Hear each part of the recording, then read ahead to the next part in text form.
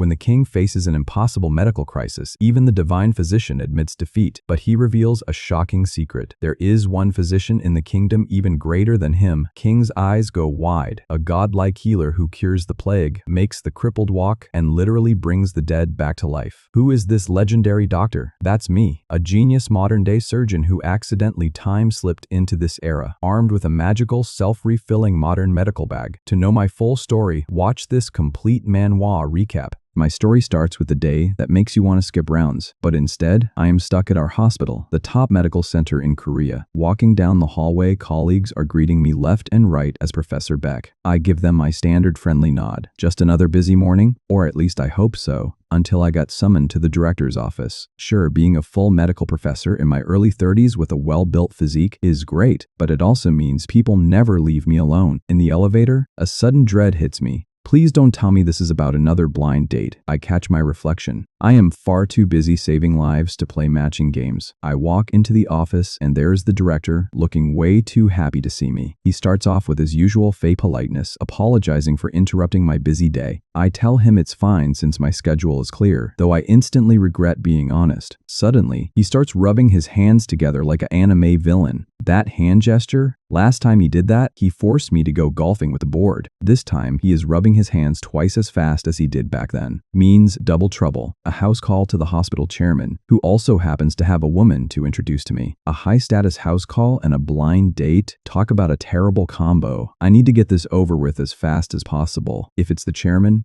I can't refuse, can I? The hospital chairman is basically the head of Korea's top medical group, highly respected and immensely rich. When someone like that asks you to come, it's in my best interest to go. The director hands me a heavy bag, laughing that the chairman specifically requested a massive list of medications. When I ask when I should leave, he doesn't even hesitate. Now, he says, clapping enthusiastically. I head out carrying the bag. Honestly, making a living is exhausting. Walking down to the parking lot, I realize there's no escape from corporate duty. I arrive at the chairman's estate, but the traditional layout feels incredibly eerie, like a dark Manhwa. Professor Beck, a voice booms, making me jump out of my skin. A servant points me down the corridor. I steel myself. Everyone said this old man has a highly eccentric personality. They weren't lying. I peek into the room, holding my breath. There he is, sitting traditionally, surrounded by ancient bookshelves. He greets me with a warm smile, noting it's been a while. I sit down as he pours tea. Despite his quirks, he's always been incredibly kind. Back when I was a resident, I treated his secretary and he was so impressed he's been my biggest patron ever since. He calls my past treatment a masterpiece.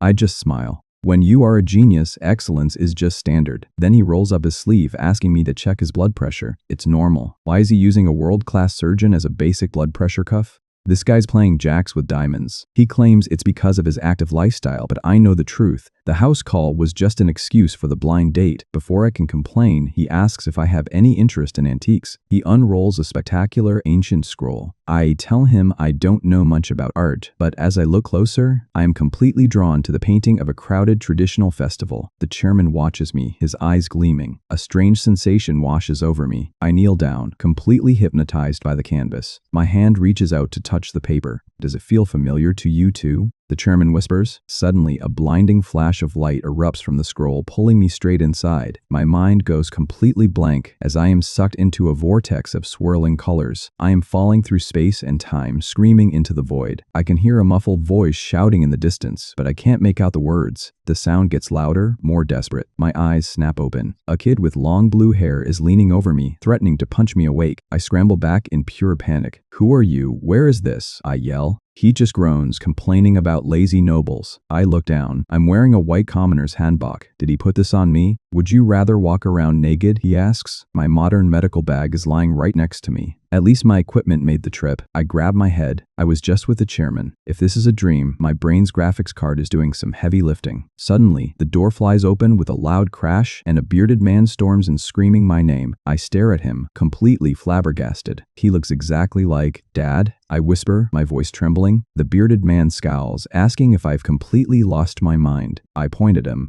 A dream. This has to be a dream. You're my dad, right? But my dad passed away last year. The blue-haired kid, sweat drops? What is going on? I was unable to understand. The angry man, Sir Sungmoon, grabs a wooden broom. I realize I need to run, and fast. Dolsuk, the servant boy, tries to hold him back while I dodge the broom. Just then, another servant runs in, announcing that the local physician has arrived. The bearded man calms down slightly. He heads out to meet the doctor, with Dolsuk following closely behind. Apparently, a servant child is critically ill. I watch them walk away. This dream is feeling way too realistic. I follow them into a nearby room where an old doctor with a gray goatee is examining a pale, sweating girl under a blanket. The doctor diagnoses blood stasis. His solution? Prick her hand and feed her melon stalk powder. He opens his needle case, grumbling that his professional needles are too fine to waste on a mere servant. So he asks if they have any ordinary sharp objects lying around. The doctor smiles deviously, brandishing a massive, chipped, rusty kitchen knife. Here, a quick prick. I can't take it anymore. I burst into the room, screaming at him to stop. What are you doing? Who pricks a sick child with a rusty kitchen knife? The doctor gets defensive, asking who this quack is and bragging about his medical achievements. I snap back, telling him he's probably sent 100 people to their graves with that lack of hygiene. I ignore him and kneel beside the shivering girl. I ask her name.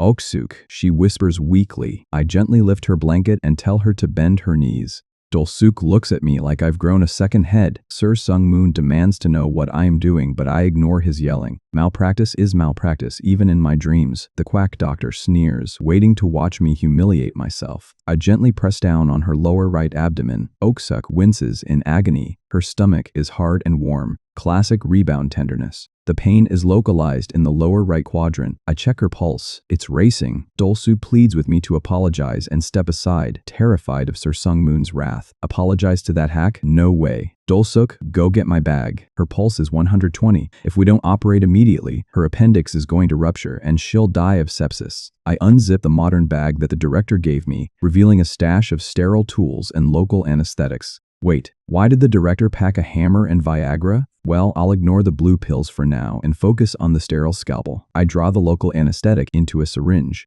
First, local anesthesia. I prep the site with a soft sliding sound. It is time to perform the first modern appendectomy in the Joseon dynasty. The quack doctor asks what I am planning to do with those strange tools. If you're not going to help, stay quiet, I snap. I make a clean, swift incision. Blood trickles down, but my hands are rock steady. The quack doctor screams in absolute horror, accusing me of cutting a living person open like a maniac. I glare at him with ice-cold eyes, ordering him to shut up. He instantly shrinks back, terrified. I work quickly, clamping the blood vessels and locating the inflamed appendix. I make a precise snip, freeing the infected tissue. Now I just need to suture her. I tell the astonished onlookers, completely in my element. I begin tying the neat surgical knots. A perfect subcuticular suture. No infection is getting in here. I stand up, stretching my back. Sometimes my own genius is almost frightening. Oksuk wakes up, her fever already breaking. Well done. Your fever should go down now, I tell her gently. The surgery went well, I announce, but she needs antibiotics for the next 3 days. The quack doctor is so overwhelmed by what he just witnessed that he collapsed to his knees in shock. Dolsuk is trembling, stammering about how I cut a human open and put them back together. I hold up the infected appendix on a clean cloth. It's just the appendix, the inflamed part. Explaining this to a layman is exhausting. The quack doctor tries to save face, claiming I just removed her bad luck. Bad luck? I stare at him with deadpan eyes.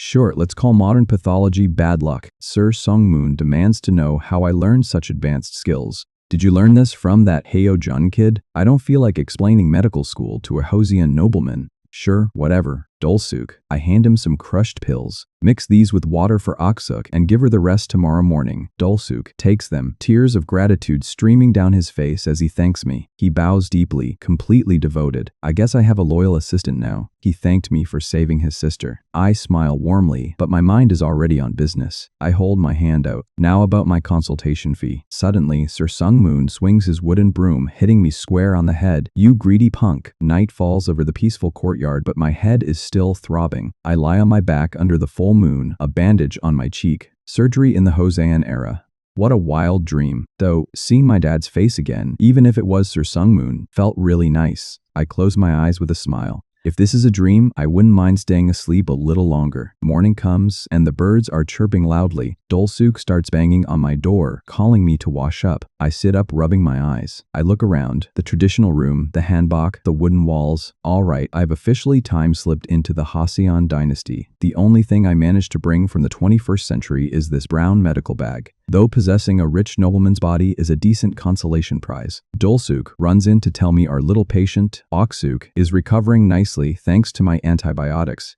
Then he said he wanted to tell me something, and I just nodded and said, no need to thank me, but he snapped and shouted that he lost the white medicine I gave him and demanded another dose. Kids these days, honestly, I tell him flat out that it's gone for good.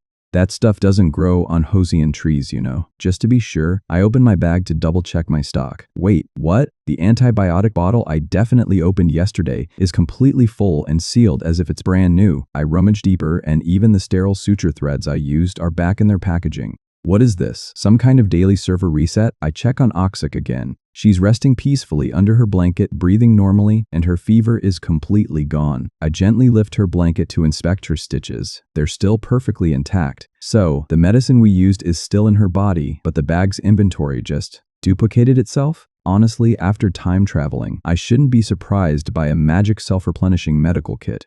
If video game logic is going to carry me through this era, I am not complaining. Dolsuk notices my mood and mentions a huge market festival happening today, complete with a famous Ahoge acrobat troupe. He asks if I want him to tag along as a guide. Since I need to gather some clues about where and when I actually am, going outside seems like a solid plan. Time to see what Joseon has to offer. We arrive at the marketplace, and the festive energy is unreal. High above the crowd, a tightrope walker is practically flying against the clear blue sky. The acrobat does a dizzying, physics-defying flip holding a paper fan. It's like watching a live-action martial arts anime. The crowd erupts into cheers, and I find myself smiling along. Joseon entertainment is surprisingly high-end. I start clapping, genuinely impressed. Honestly, I wasn't expecting much, but this beats scrolling through social media any day. Suddenly, the acrobats launch into an even crazier stunt, tossing each other through the air with zero safety nets. But mid-flip, the lead acrobat slips, losing their footing entirely and plunging toward the hard-packed dirt below. Oh great, my doctor instincts kick in before my brain can process. With a heavy grunt, he slid across the dirt. I gasp, thinking it was some planned, miraculous ad-lib, while Dolsuk just claps in absolute disbelief. A troupe member in a red theatrical mask steps forward, holding out a large pouch and asking the crowd for generous tips. He turns directly to me, giving me a deep bow and asking this noble sir to reward their performance handsomely. Dolsuk leans in, whispering that he will handle the reward. The masked acrobat bows, thanking me in a deep, masculine voice. Hold on, I sneak a glance at her neck. No Adam's apple. This is definitely a girl. She keeps bowing, keeping up the deep-voiced act. I decide to play along. She clearly has her reasons for dressing like a guy in this troupe. Dolsuk and I walk away toward a local tavern. Well, a disguised acrobat girl.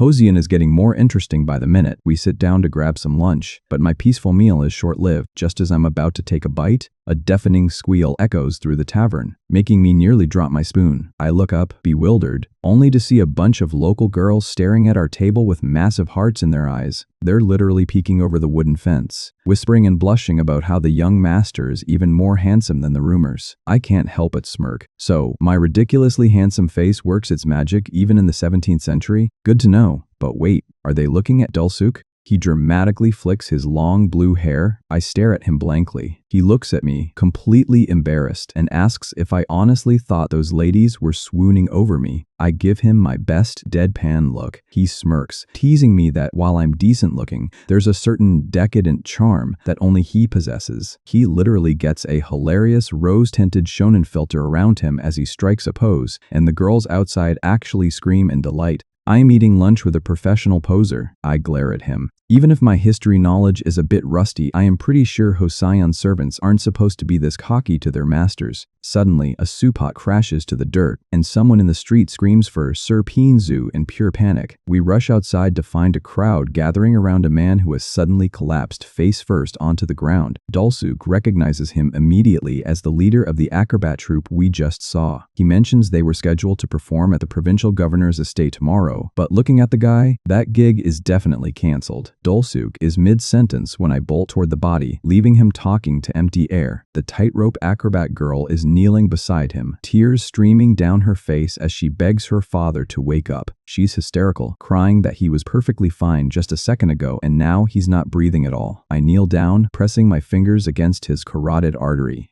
There is absolutely no pulse. She looks up at me, recognizing my green noble robes from the marketplace. I ignore her confusion, rolling up my sleeves as I prepare to work. Before I can start, an aggressive troop member grabs my shoulder, yelling at me to get my hands off their leader. I whip my head around and glare. If you want him to die, keep holding me. Otherwise, back off. My voice is cold enough to freeze water, and it instantly shuts him up. Dolsuk steps in, reassuring the panicked troop that his young master actually knows a thing or two about medicine. The acrobat girl looks at me with wide, hopeful eyes, silently pleading for a miracle. I tear open the leader's shirt to expose his chest. He was hit hard by a blunt force earlier. This is a classic cardiac arrest brought on by trauma. There's a massive, nasty purple bruise spreading across his chest. His heart has completely flatlined. I look up. Dolsuk, get over here. I need your help now. Dolsuk jumps to my side. I grab my brown medical bag, thanking my lucky stars that my 21st century supplies are fully replenished. I pull out a pre-filled syringe of epinephrine. Hold his shoulders down tightly, I order, preparing the needle. With a swift, practiced motion, I drive the needle straight into his chest cavity, delivering the dose of adrenaline. It's a scene straight out of Pulp Fiction. The onlookers gasp in absolute horror, and some old quack doctor nearby starts screaming that I am a crazy murderer. But Dolsuk has my back. He immediately grabs the screaming guy in a tight headlock, telling him to shut up and trust the young master. Honestly, I love this kid's loyalty. I finish injecting the epinephrine and pull the syringe out with a sharp hiss. I look at my assistant. Dolsuk, watch my hands closely. You're going to do exactly what I do. I lock my fingers together, keeping my elbows straight as I position my palms over the center of his chest. I begin performing heavy, rhythmic chest compressions. Thump, thump, thump, forcing's blood to keep circulating. Dolsuk watches, his eyes wide in sheer disbelief. He's probably thinking this looks more like an assault than medical treatment. After a minute of intense compressions, my arms are already burning, and there's still no response. Sweat is dripping down my face. I look at Dolsuk. My turn is up. Dolsuk, take over. Put your palm right here between his chest. Keep your arms locked and pump at the exact same speed I did. Dolsuk gulps, looking terrified, but he nods and positions his hands. He starts pumping with surprising strength, chanting to himself that he must do exactly what his master orders. The acrobat girl watches us in absolute stunned silence. To these Ocean folks, we must look like some bizarre demonic ritual crew. But we're not done. I lean down, pinch the leader's nose, and seal my lips over his to perform mouth-to-mouth resuscitation, breathing life back into his lungs. The acrobat girl's jaw literally hits the floor. In her mind, I am probably some perverted nobleman violating her father's pure, devoted lips. Before I can even pull away, she screams in a rage, grabbing me by my collar and shaking me violently for ruining her father's honor. I'm being choked out, coughing, as I desperately wheeze for Dolsuk to stop compressing. Dolsuk looks up, completely confused. Pardon? Stop. But just then, Dolsuk lets out a gasp. She also stared down at the patient. The patient suddenly lets out a huge gasp of air. He opens his eyes, and I give a smirk. He's alive. Rumors of me resurrecting a dead man were spreading like wildfire through the streets. To these people, bringing someone back from the dead was basically black magic. But hey, who am I to stop them from making me sound like a literal wizard? My smug meter was peaking. I just gave them my best, no big deal smile. Staying humble is a full-time job. Back at the troop camp, I checked on my star patient. Sir Pinsu was sitting up, showing off a massive chest bruise. I explained how the blood surrounding his heart sac had paralyzed it. A classic cardiac tamponade, but of course, I'd already solved it. I could tell by their blank stares that my 21st century medical explanation went completely over their heads. Just total silence. A classic case of Halcyon communication disconnect. But a second later, their eyes filled with so much teary-eyed gratitude that they practically turned into cartoon hearts. The daughter, no longer wearing her scary tightrope mask, burst into tears, grabbing my arm and begging for forgiveness for her earlier freakout. Burden level, maximum. Sir Piansu was already smiling, talking about heading over to the provincial governor's estate to perform. The man almost flatlined 5 minutes ago and his only worry is his gig. Dolsuk explained that skipping a show for the governor of Suwon is basically a death sentence. He described the governor as some terrifying, all-powerful overlord who would crush anyone who ruined his schedule. Still, seeing the father and daughter hugging made me glad my hands-on CPR actually worked. I reached into my modern doctor's bag and pulled out a couple of pills to give her, just standard antibiotics to make sure he doesn't get a post-trauma infection. She stared at the pills like they were alien technology. I told her to come by my place if she needed more. With tears in her eyes, she asked how they could ever repay me. I flashed my most corporate-approved smile and made the universal gesture for cash. Cold, hard currency is always accepted, you know. But then, a realization hit me. These acrobats travel all over the country and perform for massive crowds, which makes them the ultimate information network. So, I told her she could skip the cash if she did me one simple favor instead. She blinked, totally confused but eager to help. I asked her to find out everything she could about Korea. Since I'm stuck here, I need to know what era I'm actually dealing with. She looked at me like I had a second head. I guess modern terminology hasn't quite trended in Joseon yet. Later that night, the moon was high and everything seemed quiet. My feet were trembling. Dolsuk and I had been walking for so long. If only we had a car, we would have arrived in 30 minutes. But still, the efforts were worth it, and I learned many new things today. First, this place is Suwon, but I couldn't find Hwaseong Fortress anywhere. That means I'm currently stuck in an era before King Jungjo ascended to the throne. But my history lesson was cut short when Dolsuk told me that my body is weak because I drink alcohol on a regular basis. Dolsuk just stood there holding my modern doctor's bag, looking at me like I was a hopeless idiot. Just then, someone shouted, "I am late." It was Lord Sungmoon asking if I was drinking all day again.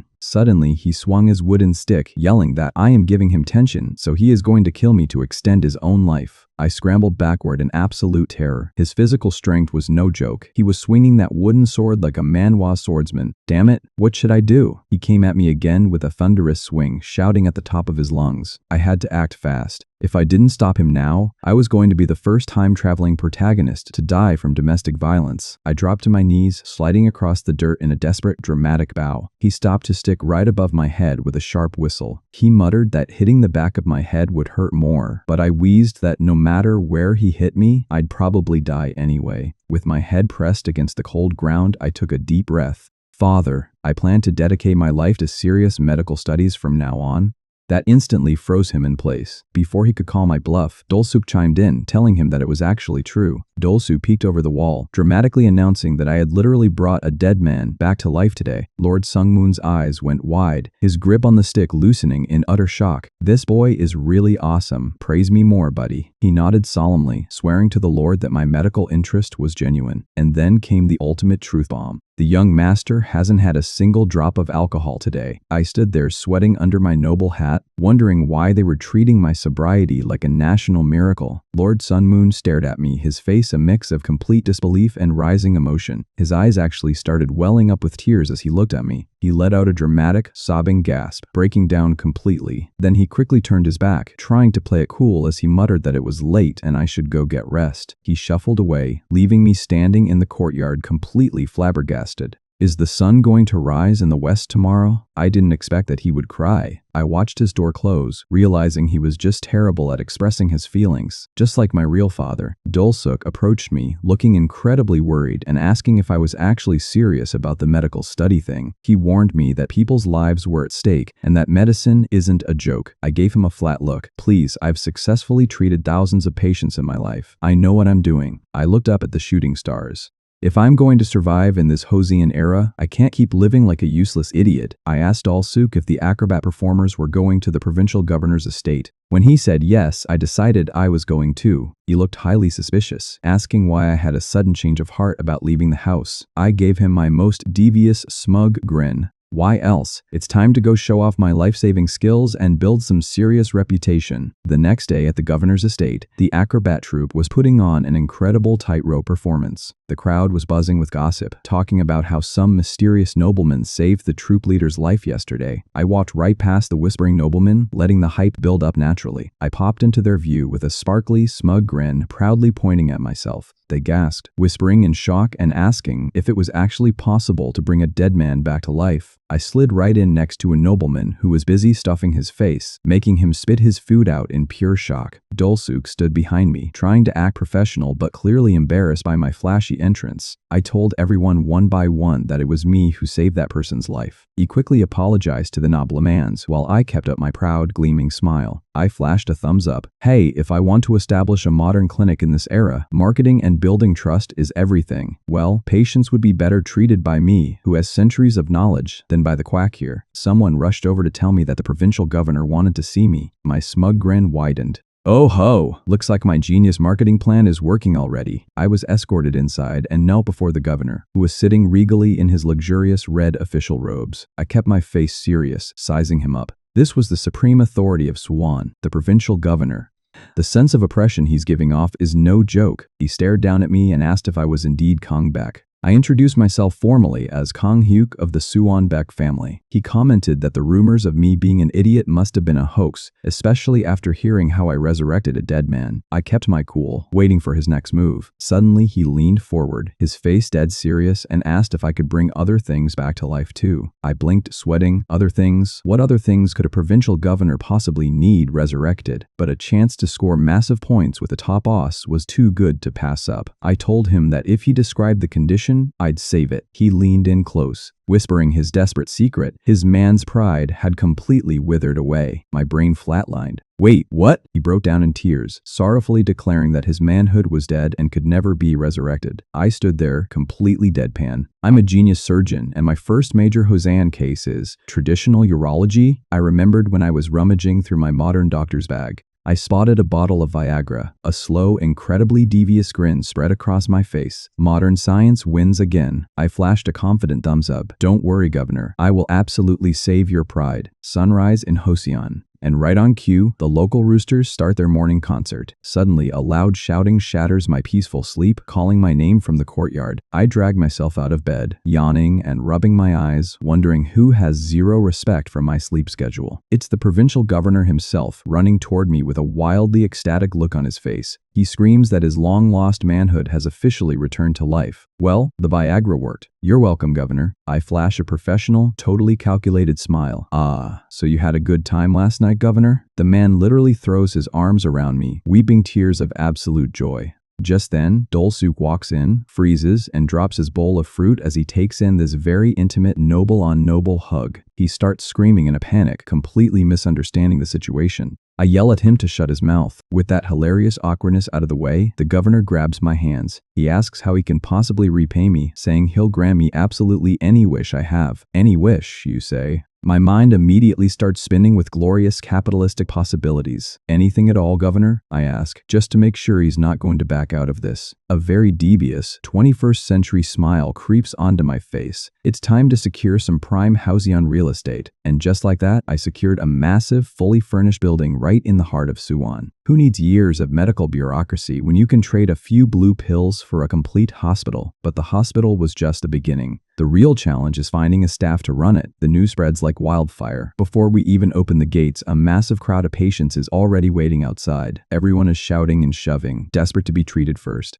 It's like a Black Friday sale, but for medical care. Remembering the governor's terrifying temper keeps me on my best behavior though. Besides, with his pride restored, the governor is basically my biggest cheerleader in town. The acrobat troupe is also doing some free marketing, shouting about my miraculous resurrection skills to anyone who will listen. With the troupe acting as my walking advertisements, our reputation is soaring. Absolute jackpot. As I'm preparing to face the patient wave, a familiar voice calls out to me from the side. It's the tightrope acrobat girl. She bows deeply, introducing herself as Yeon. With no mask and a beautiful smile, she notices how overwhelmed Dolzuk and I are and kindly offers to work as our assistant to help treat the patients. Sure, thanks, I say. Having a beautiful assistant really makes this time travel situation a lot more bearable. I clap my hands and open the doors. All right, please come in orderly, one by one. And so, our first official day of clinic duty begins, treating the locals with the basic medicine from my bag. But of course, a peaceful day in Yoseon never lasts more than 5 minutes. Suddenly, a loud commotion erupts at the gate, drawing my attention away from my patient. The heavy, thundering sound of hooves echoes through the courtyard as a horse gallops right up to our door. A bunch of armed guards burst in, pushing our patients aside and shouting that the magistrate of Ansong is here. An arrogant-looking nobleman sits high on his horse, demanding that the physician come out and treat him immediately. Dolsuk steps up politely, holding out a wooden reservation ticket and telling them they have to wait in line like everyone else. The lead guard stares at the ticket number 22, looking absolutely insulted. He started cursing Dolsuk and aggressively slaps Dolsuk right across the face, knocking him back. My blood runs cold. Nobody beats my assistant in my own clinic. The magistrate just sneers from his horse, completely unbothered by his guard's violence. The guard points at the ground, demanding how they could expect a high official to wait behind mere commoners. He raises his hand to strike Dolsuk again, yelling at him to mind his manners. But this time, Dolsuk's hand moves in a flash, catching the guard's wrist mid-air with a solid smack. The guard's eyes go wide as Dolsuk's grip tightens like a steel vise, leaving him unable to move. Dolsuk's voice is ice cold. Enough. You and I are both commoners, so don't act like you're above anyone here. The guard groans in agony, sweating as he realizes my assistant possesses martial arts grade strength. Before Dolsuk can snap his wrist like a twig, I step out of the clinic to intervene. This is a clinic, I shout, looking directly at the magistrate. If you cause a disturbance, I'll chase everyone out. The sweating guard blinks, suddenly realizing from my elegant teal robes that I'm actually a nobleman. The magistrate raises his hand to stop his guard, trying to maintain some dignity. He slowly dismounts his horse, stepping toward me with a smug, menacing grin. He looks around and sneers, threatening to tear my entire clinic down to the ground. What absolute insolence, I shouted, trying to intimidate him. You are the one being insolent to a high-ranking official, he sneers, stepping right into my personal space. I stare at him blankly, thinking about how regional officials always think they're the main Manhwa character. But then a brilliant, highly manipulative idea pops into my head. Time to play dirty. I leaned to the side and asked, "Is he a magistrate really?" The magistrate stare at me in utter confusion. I cover my face with my hands. Taking a deep breath to channel my inner drama queen, I literally pinch my nose to force tears to well up in my eyes.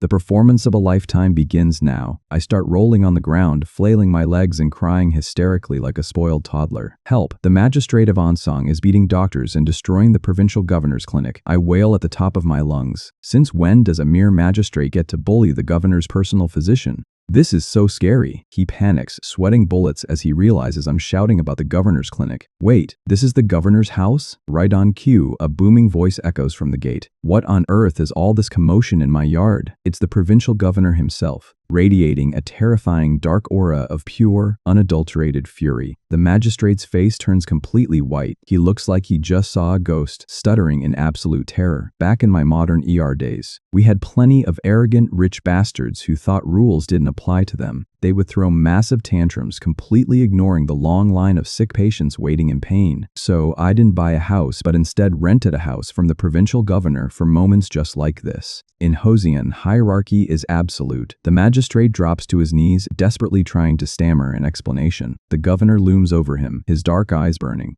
Did you come here specifically to destroy my clinic, Ansong? How dare a minor magistrate bring his thugs to disrupt the peace in my personal establishment? The magistrate is trembling, sweating so hard he could probably fill a water bucket. He can't even find his voice. Completely paralyzed by the sheer gravity of his mistake, he slams his head flat onto the dirt, begging for mercy and swearing he had no idea this was the governor's clinic. The governor just looks down at him like he's a piece of trash on the street. I watch the whole display from behind, quietly snickering. That is what you get for slapping my assistant. The governor warns him that he'll be watching him closely before turning to leave. I give them a polite bow of gratitude. I quickly catch up with the governor, plastering my best friendly face on. Please let me walk you in, governor. He smiles and asks, but didn't you say everyone must wait in order to get treatment at your clinic? I bow smoothly. How could some trivial rule apply to the great patron who practically built this clinic for us, elder? You are our supreme VIP, governor. You will always get treated first, no matter when you arrive. He looks absolutely delighted, practically glowing with pride at my smooth-tongued flattery. He chuckles heartily, tapping my shoulder and declaring that my clinic is officially the safest place in Suwon. Safety first indeed. Long live safety. And more importantly, long live having an all-powerful political shield. He mentions he has a close friend, a martial artist, who is severely injured and needs my help. I promise to take a look. By the time the last commoner patient is treated, the sun is already setting over the tiled roofs of our new clinic. I stretch my arms and thank my tiny staff for their hard work. Yon and Dolsuk bow politely to their new boss. I collapse onto the wooden porch, utterly exhausted. Man, being a medieval doctor is a lot of manual labor. Suddenly, a tall, noble-looking man walks into the courtyard, leaning heavily on a walking stick. I look up, blinking. But as I get a clear look at his leg, my doctor instincts instantly freeze. His leg, it's wrapped in thick, horribly bloody bandages dripping fresh blood onto our clean dirt. I stare at his face. Wait, why does this guy look so incredibly familiar? I've definitely seen him somewhere. Despite his severe injury, he carries himself with an absolutely overwhelming, heroic presence under the golden sunset. He has a perfectly groomed, sharp-eared, noble eyes and a face that looks like a literal historical monument. He stops and looks at me, waiting for the physician to speak, but my brain is completely short-circuiting. My mouth drops open, sweating profusely as I shout, 101. No way. This face, the beard, the armor, the legendary gaze, he is the exact portrait of General Yi Sun-shin from the 100 won coin. The most legendary naval commander in Korean history is currently standing in my yard, bleeding. The admiral just blinks, looking slightly offended. 100 won? Oh boy, how do I explain this one? Late at night, the stars are out, but my work is just getting started. My patient tonight is not just anyone. He is Admiral Yi Sun-shin, the national hero of Korea. Yes, the guy from the currency. He is sitting here with a leg that looks like it went through a wood chipper. I looks at him in shock as I unravel the bloody, makeshift bandages. His shin bone is completely shattered and blood is pooling heavily under the skin. It is a total mess. Dolsuk and Yeon are standing behind me, looking pale enough to pass as ghosts themselves. This is far worse than I expected. If I do not operate immediately, necrosis will set in. The admiral asks me about his condition. I tell him frankly that it is a miracle he even managed to walk here. The bone is broken and misaligned, and his posterior tibial vessels are severely torn, causing massive swelling. I explain that I have to cut the leg open to drain the pooled blood, tie the ruptured vessels, and realign the bone. He looks at me with stoic, calm eyes and tells me to proceed as I see fit. The iron will of this man is terrifying. I take a deep breath. It is time to prep for surgery. He tries to reassure me that he has decided to trust me completely. I look at him, thinking about the massive historical burden on my shoulders. If I mess this up, the future of our country is gone. No pressure, right? Just operating on the legendary commander of the turtle ships. The main problem is our current environment. No sterile operating room, no proper equipment, and the anesthesia is extremely weak. The difficulty of this procedure is off the charts, but if we do not do this now, his leg will rot and he will die. I cannot let this legendary hero die in some dusty corner of Suwon, so under the full moon, we prepare our improvised operating table. Dolsuk and Yeon have suited up in modern surgical caps and masks. They actually look like a legitimate medical team. I hold up a syringe. This narcotic painkiller is all I have, and it will have to do. I inject a dazing dose straight into his system. His eyes flutter and go heavy as the mild anesthesia kicks in. The dazing effect is working. It is now or never. I look at my assistants. Dolsuk, do exactly as I say. Yeon, assist from the side. I make the first swift cut with the scalpel. Yeon gasps behind her mask, her eyes wide as she watches the blade slice through flesh. Dark, stagnant blood immediately pools from the incision. I tell them not to panic, explaining that this is just the accumulated blood from his internal injuries. The bleeding is incredibly heavy. We must work fast. If it were a major artery, he would have bled out already. It is definitely the posterior tibial veins. I order Dolsuk to hand me the suture thread and scissors and hold the tissue back. If we were in a modern hospital, this would be a breeze. But right now, I have to repair each tiny vein by hand. But hey, I am still a genius medical professor. This is still a piece of cake for me. With a series of sharp, metallic clinks, I work my way through the tissue. Dolsuk watches in absolute awe as the bleeding finally stops. I snap at him to stop spacing out and hold on tight. We have to realign the fractured bone right now. Dolsuk stares at me like I am some sort of alien wizard. He is probably thinking, where on earth did I learn these skills?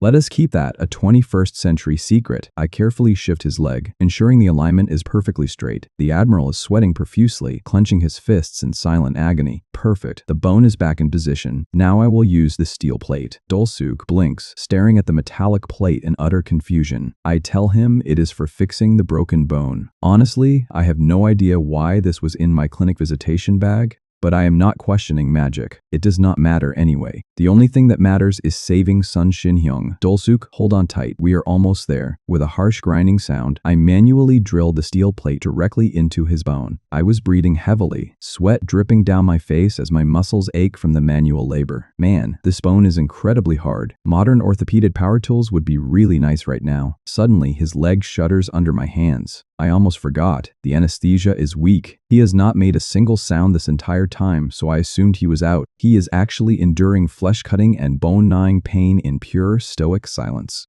This man is built different. I gulp, focusing all my concentration into the final steps. With rapid, tight stitches, I sew up the main incision, urging him to hang on for just a little longer. I turn the manual screwdriver for the final secure hold. My eyes are wide with intense focus as I make the final check on his vitals. The Admiral lets out a long, peaceful sigh as the pain finally recedes. The floor looks like a crime scene, covered in bloody gauze and discarded needles, but the stitches are incredibly neat and perfect. His heart is beating strong and steady. I pull down my mask, grinning at my exhausted assistants. The surgery is a massive success, and then my adrenaline levels flatline and I instantly collapse onto the floor, fast asleep. Admiral Yi Sunshin looks down at his leg, amazed that the agonizing pain is completely gone. He stares at me in utter respect and awe as I lie there. Dolsuk and Yon panic, shaking me and shouting to see if I am actually dead. I am completely out cold, snoring and drooling onto the wooden floorboards. Just total unglamorous exhaustion. Dolsuk and Yon can only stare at me, completely flabbergasted by my sleeping posture. Morning comes and the warm sunlight slowly bathes the clinic courtyard. I slowly blink my eyes open as the birds chirp outside. I sit up in my blanket, stretching my stiff back. Yon is sitting on the porch, smiling as she welcomes me back to the land of the living. Suddenly, a heavy rhythmic thudding sound echoes from the yard. Dolsu bursts into my room yelling that there is a massive problem outside. I rush out, only to see Admiral Yi Sunshin standing in the yard, aggressively swinging a massive wooden staff. His eyes are sharp and focused, completely ignoring his heavy bandages. He swings the staff with a powerful whoosh, performing martial arts drills like a total badass. Dolsuk wails that the Admiral has been training since dawn, and he refuses to listen to anyone. I stare at him blankly. The man had major bone surgery last night, and now he is doing kung fu. Is he Wolverine? I mutters that nobody can stop a legendary commander when he is determined. I realize that trying to argue with him is completely useless. The man's stubbornness is legendary. Dolsuk asks if we should just leave him to his training. I give him my most devious grin.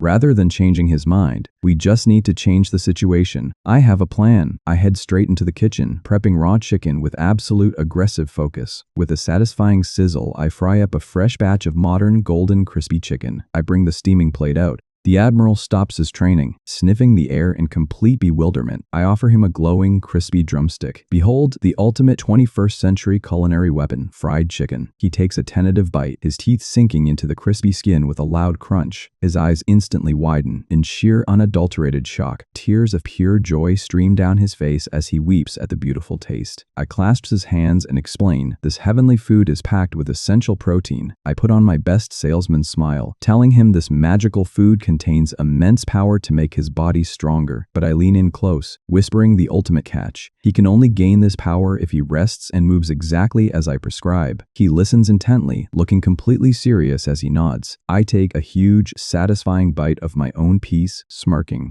Manipulating a legendary national hero with fried chicken? Just another day as a Hossein physician. Dolsuk and I stand in the courtyard, watching General Yi Sunshin sitting on a bench. The national hero is actually resting, for once. Dolsuk looks at me, sweating bullets, and mutters under his breath. He's convinced the general didn't listen to a single word I said, but look at him sitting there with his arms crossed, completely still. He's actually staying put. Dolsuk's brain is working overtime trying to rationalize this. He seriously thinks resting is some secret, high-level martial arts training. He leans in, looking at me like I've got cheat codes for life, asking what kind of magic words I use to tame the legendary commander. I just let out a quiet, knowing chuckle. Call it gaslighting, call it whatever you want, but the treatment worked. As expected, I'm a genius, and the sheer satisfaction is worth every drop of sweat. As we walk away, I watch Sun Shin-hyung from a distance. If he keeps recovering at this rate, he'll be back on his feet and commanding the turtle ships right on schedule, which means I'll actually get to see the legendary turtle ships in action. That is a certified historical bucket list moment, but as my excitement peaks, a cold sweat breaks out on my neck.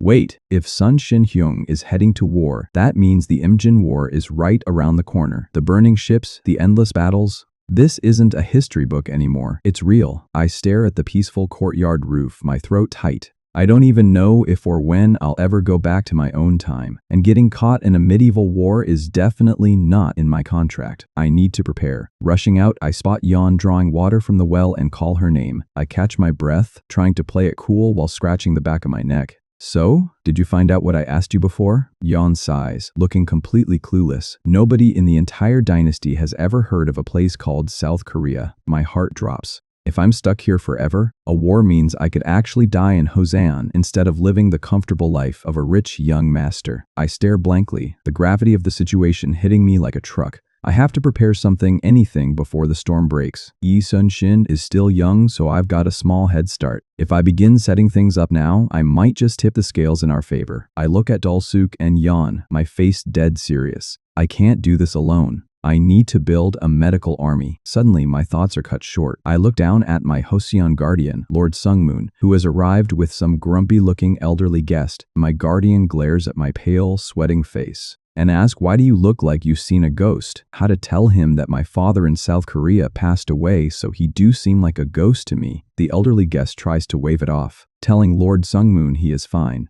But my guardian isn't having it. He grabs his guest's shoulder, practically begging him to let me help. He proudly points at me, bragging that I'm currently the most sought-after physician in Suwon and that he can trust me with his life. I blink, completely stunned. Did my usually abusive, stick-swinging guardian just acknowledge my medical genius? This feels like a major plot twist. The old nobleman scratches his beard, looking stubborn as a mule, but finally relents under the pressure. He lets out a heavy, reluctant sigh. "Fine, then do me a favor." I nod, picking up my medical bag. Dolsuk and Yeon stand behind me, ready for whatever is coming. But as he leads us to his estate, I stop in my tracks. A nobleman living in a thatched roof house this shabby? It looks more like a peasant's shed. I watch him walk. He's clearly stubborn and fussy, but he obviously doesn't care about flaunting wealth. He stops outside the house, takes his walking stick, and aggressively drags a deep line in the dirt. Then he squats down right at the boundary line, telling me that I can treat her from this spot. I look at him like he's lost his mind. "Pardon? Where is the patient?" He aggressively points his stick toward the closed, sliding paper doors of the house. "She's inside. Speak to her through the door." I rub my temple. "You want me to treat a patient without even seeing her?" The old man's face twists into a defensive, stubborn scowl. "Of course," he barks. "How can a grown man and woman meet face to face for a medical consultation? It is strictly forbidden." My brain flatlines.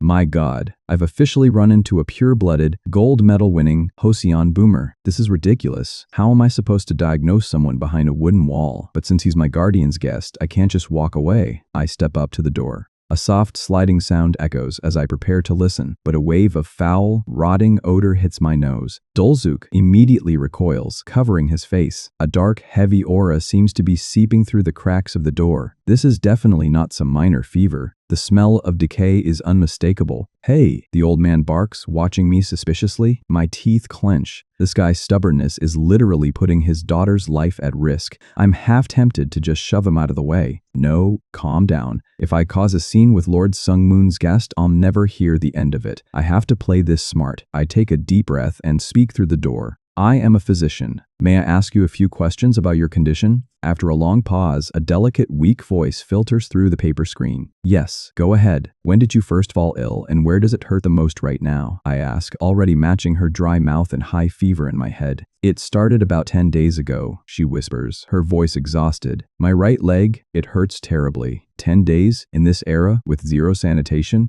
That is a dangerously long time. Did anything unusual happen before you got sick?" I press. She pauses, trying to remember. She told me she thinks she stepped on something sharp in the yard. It bled a little, but it stopped quickly, so she didn't think much of it. Hearing that, my heart skips a beat.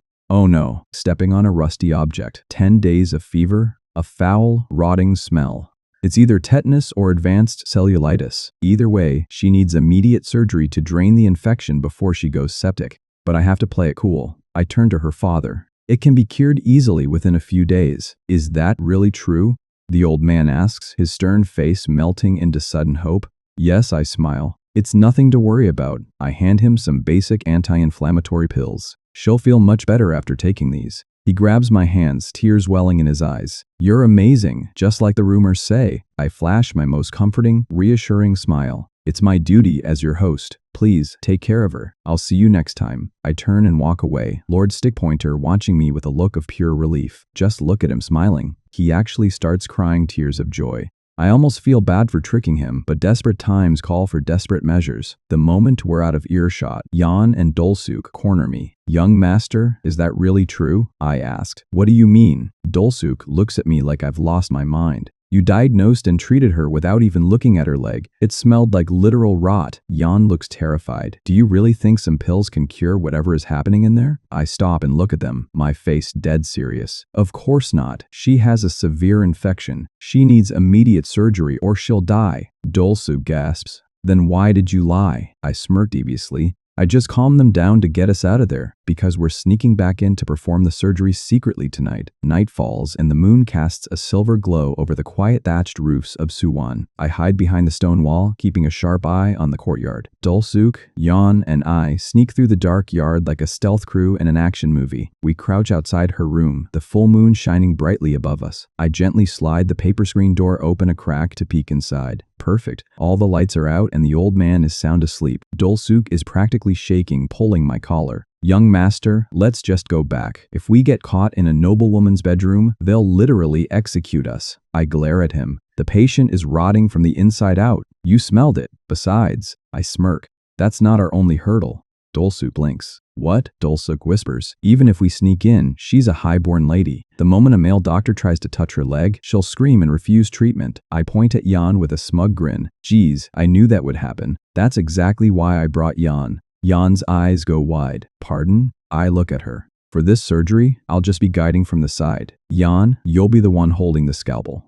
Yan looks like she's just been told she's piloting a rocket ship. Pardon? What do you mean by that? She stammers. I place a hand on her shoulder. I'll guide you step by step. You can do this. I look at both of them under the moonlight. And more importantly, it's time you guys actually start learning how to be real physicians. I look out at the moonlit sky, my jaw set. Before the devastating Imjin War begins, I need to train as many surgeons as I possibly can. Scaling a high wall at midnight is not exactly what I envisioned when I went to medical school. Yan lands with a soft thud. Zero noise, perfect form. She is incredibly nimble. I should make a mental note to never make her angry. I tell Dolsu to keep watch outside. He nods, sweating bullets as he grips my bag. I creep onto the porch, waiting for any sign of movement. With a quiet slide, I slip into the pitch-dark room. The daughter is lying awake. She looks up and whispers that I actually came. She says those pills I gave her father earlier did not help her throbbing foot. Then she sighs, reminding me that gender rules forbid her from being treated by a strange man late at night. She is quick-witted and just as stubborn as her father, but I am not the type of doctor who walks away from a rotting leg. I tell her we can easily bypass the modesty rules. She blinks, asking how. I point at Yan. I'll sit behind the screen and give instructions. She will perform the surgery. She warns us that if her father catches us, we are all dead. I tell her flatly that she is in no position to worry about decorum. She clutches her blanket, a sharp gasp escaping her lips as her foot throbbed. I don't sugarcoat it.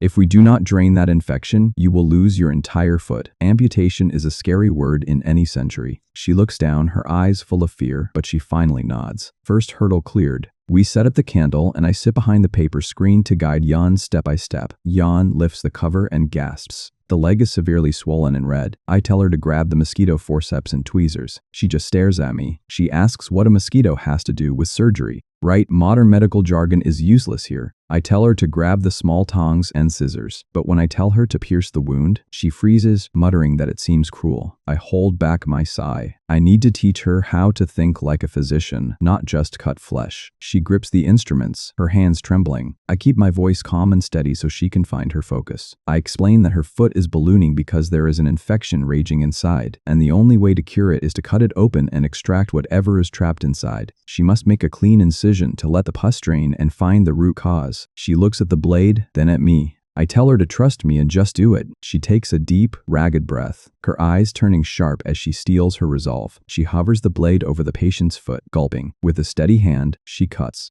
A soft slicing sound echoes in the quiet room. I watch closely from behind. Perfect. Now, cut just a little bit more. The daughter clenches her teeth, let out a muffled groan. Suddenly, Yan's eyes widen. She whispers that she felt something hard. My instincts were right. Good. Now use the tongs and pull it straight out. She carefully inserts the forceps, clamping down on the object. With a tight pull, she extracts a jagged, rusty piece of debris. It's a miracle she didn't get lockjaw. I tell her to quickly wash out the infected cavity and wipe the skin clean. I look at the sweating, pale patient. It is going to sting, but the worst is over. I reassure her we are almost finished, her hands trembling. She tried not to make a noise, but the pain was unbearable. Her father opened his eyes. The old man sat up looking grumpy and suspicious. He tried to hear the voices. I told her that we are almost done. She whispers that her father is a light sleeper and he must have heard her groan. She points toward the hallway. A heavy, shuffling step is approaching. My heart skips a beat. Getting caught in a noblewoman's room is a death sentence. Dolsuk is probably having a stroke out in the yard right now. We have literally 10 seconds to clean up. Yon rapidly wraps a clean white bandage around her foot, tying it off. I hiss. Good. Now apply the dressing, pack the instruments, and hide. She stuffs the bloody gauze into my bag, nodding frantically. We can hear his footsteps pacing closer. The old man steps into the hallway, mumbling about the light in her room. With a creak, he slides the door wide open and steps inside. But the room is perfectly neat. The daughter is sitting up calmly, reading a book by candlelight. She doesn't even blink. She just turns her page and asks if something is wrong. He scratches his goatee, muttering that he heard a scream. She calmly says her foot just throbbed too much to sleep. Inside her blanket, her foot is wrapped up in clean white bandages. He lets out a heavy, regretful sigh, mumbling that even my modern medicine must have failed to help her. He apologizes to her, but she smiles and tells her father that she feels better, all thanks to me. Meanwhile, we scramble out of our hiding spot, scale the wall, and bolt into the moonlit streets like thieves. I look at Yan and tell her she has a knack for this. Yan flashes me a brilliant smile, high-fiving me. I smile back, shaking her hand. You did great. Welcome to the medical profession, apprentice. The morning sun rose peacefully over the estate. It was a perfect, quiet day, until I heard that high-pitched hum echoing right in my ear. Oh no. I swiped at the air blindly. It landed on my cheek with a tiny, triumphant buzz. I bolted upright, screaming.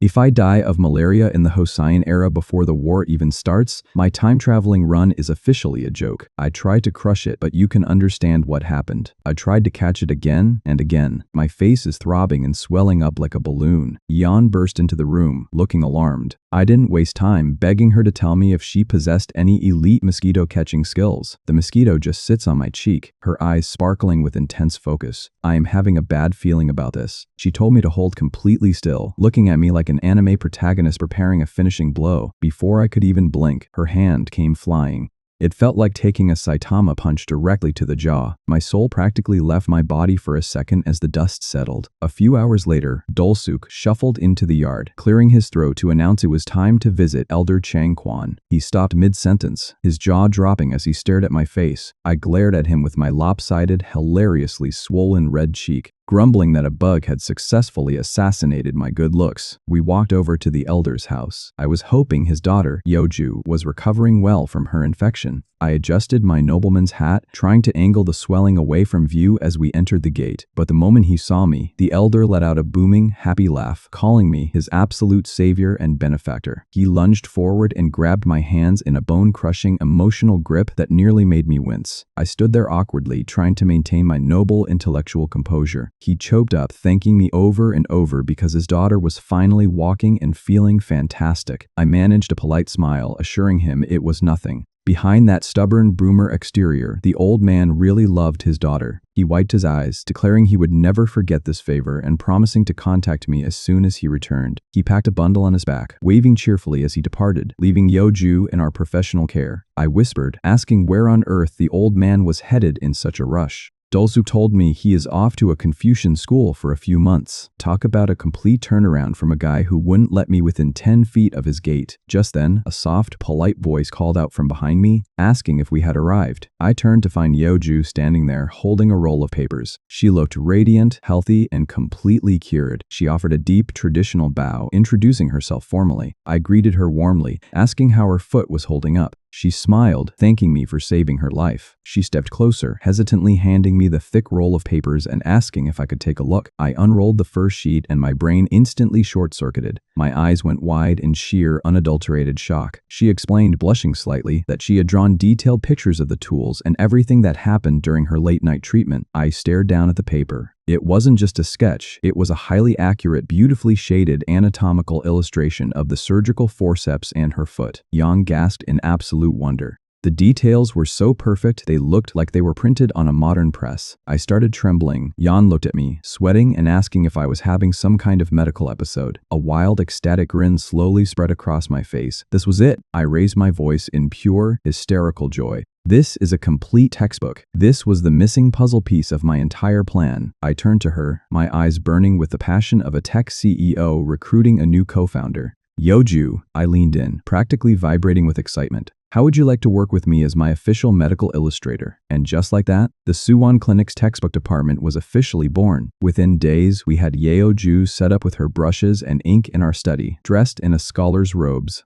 Dolzuk and Yeon watched us, completely baffled. I paced the room, lecturing them like a true university professor. The greatest contributors to human civilization are undoubtedly the books that let us accumulate thousands of years of medical knowledge. I stopped, pointing a finger dramatically. In other words, we are going to write the first modern medical textbooks in Joseon. Dolsuk let out a low groan, looking like his brain had completely melted, while Yeon worriedly sweated. But I was unstoppable. With these illustrated books, we could train dozens of physicians in a fraction of the time. Suwon was about to get a massive medical upgrade. I smirked, thinking about the future. I'll help save lives during the upcoming war, build a massive clinic empire, and make a fortune. Absolute win-win. Yoju looked up from her desk, asking if she should just start by drawing whatever she wanted today. I nodded happily, telling her to let her creativity run wild. She gave me a quiet, determined look, her eyes shining under her straw hat. She bowed her head over her paper, whispering that she would do her absolute best to help. I flashed a thumbs up. That's the spirit. My heart was racing with excitement. Then, let's begin our historic project. I stood up, sliding the clinic doors wide open with a dramatic flourish. We are about to drop some massive 21st century spoilers on history. Send the first patient in. Yeon smiled brilliantly, rushing to help. I prepped our workspace, feeling like a general ready to conquer a new territory. Yoju's brush flew across the paper, capturing every movement with incredible, fluid precision. We started small, setting up basic intravenous lines and showing the local healers how to clean needles. She observed every detail, her face a picture of intense, quiet concentration. The ink flowed smoothly, turning our clinical procedures into a beautiful, historic manual. By late afternoon, the three of us collapsed on the porch, completely exhausted but thoroughly satisfied with our first day's work. I flipped through her completed sketches, feeling incredibly proud of what we were building here. We were actually doing it, but our peaceful moment was shattered by the sound of frantic, heavy footsteps echoing from the outer courtyard. One of our household maids burst through the gate, her face pale and covered in tears as she screamed in absolute panic. She fell to her knees, crying with her mouth wide open, screaming that the Lord had suddenly collapsed. My heart stopped. My lopsided cheek was forgotten as a cold wave of dread washed over me. What? My father, Lord Sungmoon, curled up in bed, shivering and shuddering uncontrollably under his blankets. He was sweating profusely, his face pale as death as he weakly called out my name. I literally sprinted back to the estate, screaming for my father with Dolzo panting right behind me. We burst into his room. The air was suffocatingly hot and I could feel my panic rising. Father was curled up in bed, shivering violently and covered in sweat. Seeing him look this weak made my stomach tie itself in knots. I knelt beside him, gently pressing him back down onto the mattress. Don't move, father. Let me look at you. He let out a weak, raspy groan, barely able to keep his eyes open. It was terrifying. I pulled out my modern ear thermometer and clicked it. Beep. 39.8 degrees Celsius. 39.8. That is a dangerously high fever even for a healthy adult, let alone someone of his age. I whipped my head around to Oksuk, demanding to know exactly when these symptoms started. She sniffled, telling me he had a shivering fit 3 days ago, but seemed fine the next day, until the fever hit him again today. A recurring fever after exactly 3 days. A 3-day cycle. My mind instantly started clicking the pieces together. I pressed a tongue depressor down to check his throat, but there wasn't any local inflammation or infection. I gently palpated his abdomen and felt his liver was slightly swollen and tender. And then I saw it. The red, angry mosquito bites swelling on his hand. The fever cycle, the swollen liver, the bites, there was absolutely no doubt about it. It was malaria. I felt a cold sweat break out on my forehead. My 21st century medical kit had scalpels and sutures, but I didn't have a single malaria pill. Father weakly looked at my pale, sweating face, asking if his condition was really that serious. I squeezed his hand, trying to hide my terror under the shadow of my hat. Suddenly, a wave of bitter guilt washed over me, dragging me back to my previous life. to the cold rain of my real father's funeral. I was the youngest full medical professor, a genius surgeon praised by everyone, but I had been so busy treating total strangers that I didn't even notice my own father dying. I remember screaming at the sky in the pouring rain. What kind of useless doctor can't even protect his own family? But I'm not letting history repeat itself. Not under my watch. I looked father in the eyes. Don't worry, father. I will definitely cure you. I swear it. I stood up, my mind racing at 1,000,000 miles per hour. If I don't find a cure, he won't survive a week. In this era, malaria has a terrifying mortality rate, and for an older man, it's basically a death sentence. I paced the room, racking my brain for any historical treatment, any paper, anything I had ever read, and then a literal light bulb went off in my head. Wait, there is a way. Professor Tuyo's Nobel Prize-winning discovery of artemisinin, and its botanical source is sweet wormwood. I whipped around to Dulsuk, yelling if he knew where we could find any. He blinked, telling me sweet wormwood literally grows like a weed all over Suwon, but wondered why I was asking. I grabbed him by his shoulders. Because that weed is the only thing that can save my father's life right now. Gather the clinic staff and get as much as you can, as fast as possible. Move. Under the full moon, our team scrambled into the dark forests, carrying lanterns to harvest the wild wormwood. Dulsuk led the village harvesters with absolute focus, urging them to only pick the tender, active leaves. By midnight, we had a mountain of leaves. Now came the hard part, extracting the artemisinin without modern lab equipment. Dulsuk and Yahello helped me prep the giant cauldron. We didn't have ether, so we had to use high-proof alcohol for the extraction. Dulsuk looked at the bubbling liquid, sweating as he asked how much alcohol we should actually dump in. Honestly, I had no idea about the exact 17th century dosage. I told him we just have to monitor it and adjust as we go. The moon climbed high over the Suwon clinic as we braced ourselves for a grueling, all-night extraction process. I grabbed the heavy wooden paddle, stirring the massive cauldron until my shoulders felt like they were on fire. Dulsuk watched the steam rise from the pots, looking like his soul was slowly escaping his body from exhaustion. He took over, stirring with every ounce of strength he had left while I carefully measured the density. We cooked, filtered, and reduced the mixture all night, Yeoju carefully taking notes of every adjustment. I kept my eyes glued to the liquid, focusing all my concentration. There was zero room for error. The fatigue dragged my mind back to that gray, rainy graveyard of my past, a reminder of the cost of failure. I bit my lip, blinking away the sweat and tears. I failed him once, but I'm not failing my father again. With a surge of second-wind adrenaline, I took the paddle back and stirred the golden extract with absolute fury. The star slowly faded as the long, grueling night finally came to an end. Sunrise painted the clinic rooftops in warm, golden light, and with the job done, Dulsuk and I collapsed flat on our backs on the kitchen floor, completely dead to the world. I sat up, letting out a weak chuckle as I patted Dulsuk's shoulder. But there it was, a bowl of perfectly brewed, clear artemisinin extract. It was a literal scientific miracle in a clay bowl. A few days later, the atmosphere at the estate was completely different. Father eagerly gulped down the herbal medicine, his strength returning with every sip. He lowered the bowl, smiling warmly as his healthy color returned. He laughed, teasing that since his son became so reliable, he must be nearing the end of his days. I just crossed my arms, telling him to stop talking nonsense. I gave him a stern, mock-serious look. Do you have any idea how much Dulsuk and I struggled to brew that for you? I leaned in, my voice softening with genuine emotion. So please, live a long, healthy life, father. He stared at me, his eyes widening slightly as he felt the warmth of my words. Later, Dulsuk and I sat on the porch, letting the cool breeze wash over our exhausted faces. I looked at the sky, smiling. Sweet wormwood. Who knew a common weed could teach a modern medical professor such a valuable lesson? I nudged Dulsuk, smirking.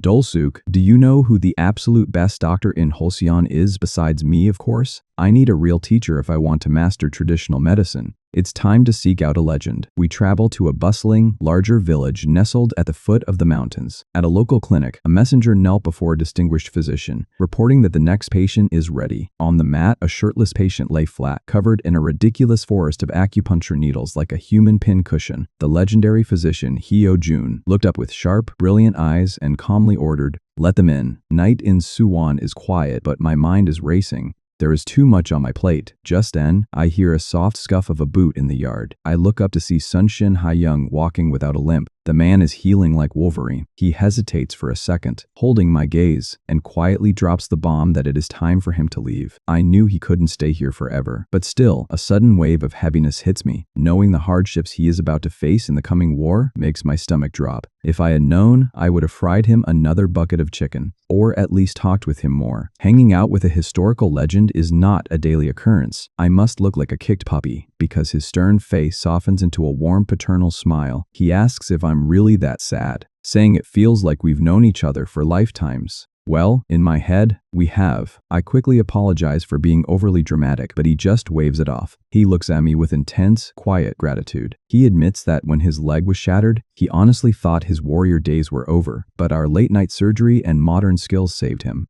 I just nod, swallowing the lump in my throat. He promises we will meet again so he can repay the favor. I tell him the entire future of our country should be thanking him instead. The sun slowly climbs over the roofs as he turns to leave. He looks back one last time, a true hero's silhouette, and disappears down the road, heading toward his legendary destiny. Before I can even process the bittersweet goodbye, Dolsuk runs up, blabbering about some highly skilled physician nearby. A medical genius in the neighborhood? Now I'm interested. I grin, dusting off my robes. All right, let's go pay him a visit. We set out under the bright blue sky, the mountains stretching before us. Dolsuk, Yan, Yeoju, and I make quite the traveling squad as we hike through the forest. Dolsu peers at me, asking why I'm looking for a teacher when I'm already a walking medical cheat code, pointing out that a teacher is supposed to actually be better than the student, and he highly doubts anyone in Hyosien can top my skills. I smirk, adjusting my hat. Well, you're not wrong. Dolsuk just glares at me with that "here he goes again" look. He mutters that my smugness is so annoying. Hey, respect your master, apprentice. I yell back that my genius is a literal fact, and Yeon just sighs, rolling her eyes to shut me up. She quickly backtracks, smiling sweetly and saying I'm definitely the greatest doctor around. She explains that she's only seen traditional quacks who make patients worse, while my magic bag actually cures people. I realize why Hoseian commoners are terrified of physicians. With zero sanitation, a doctor is basically a grim reaper in robes. Most of what they call medicine right now is just unproven theories and guessing where to stick needles. But I tell them they are missing the point. There is no end to learning, and keeping an open mind is what separates a doctor from a quack. Even a primitive text written in 340 BC can hide a Nobel Prize-winning secret. It's all about how you read it. Even in an era full of superstition, there is always a pearl of wisdom hidden in the sand of history. And if I can find those pearls and combine them with modern surgery, we will build a medical empire. We finally arrive at the village, the thatched roofs nestled against the mountains. I step into the clinic courtyard, my boots crunching on the dirt, and Dolsuk whispers that we've reached the place. The line of patients stretches all the way out the gate. The hype around this doctor is real. Seeing the massive crowd, my hopes actually start rising. Maybe this guy is the real deal. Suddenly, a hand reaches out and blocks my chest, and an assistant politely tells me to wait in line like everyone else, regardless of my noble robes. I explain that we're not here for a checkup, but to meet Hyo-jun as fellow physicians. He sighs, looking apologetic.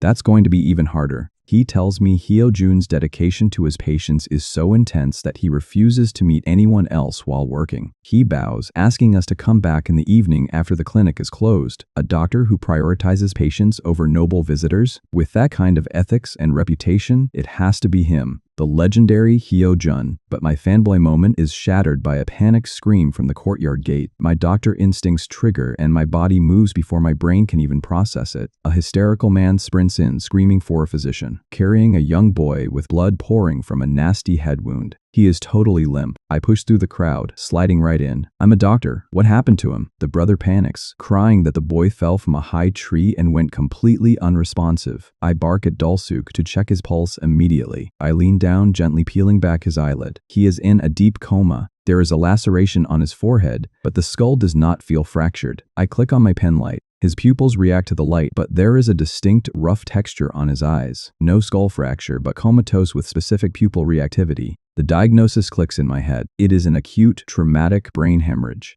If we don't relieve the pressure on his brain, he won't survive the hour. Just then, another physician slides the clinic doors open and barks, demanding to know who we are and what we're doing with his patient. But seeing the boy's state, he doesn't waste time, yelling to get him inside immediately. Outside the clinic, the local crowd is already shaking their heads, writing the kid off as a goner. They are practically starting the funeral chants. His brother is crying his eyes out, begging anyone to do something. It is a painful scene to watch. Master Hyo-jun steps up to check the boy's pulse, his expression growing grayer by the second. He lets out a heavy, defeated sigh. Even the legendary physician is stumped by a brain injury. Dol-suk nudges me, sweating as he asks if we are just going to stand here and watch the kid die. I cross my arms, assessing the patient. I step forward and drop the ultimate line, "There is a way." Hyo-jun whips his head around, staring at me like I have lost my mind. He looks at me, his eyes widening as he realizes I am the guy rumored to have resurrected a dead performer.